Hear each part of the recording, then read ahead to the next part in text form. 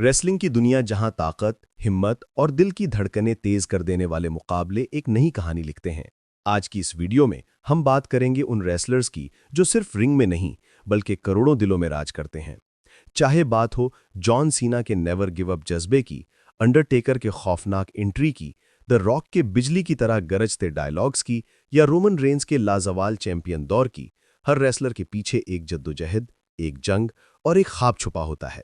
Wrestling सिर्फ लड़ाई नहीं, एक मुकम्मल स्टेज ड्रामा है जहां हर पंजरा मैच, हर रॉयल रंबल और हर टाइटल फाइट हमें बताती है कि कामयाबी हमेशा उनकी होती है जो गिरकर भी उठने का हौसला रखते हैं।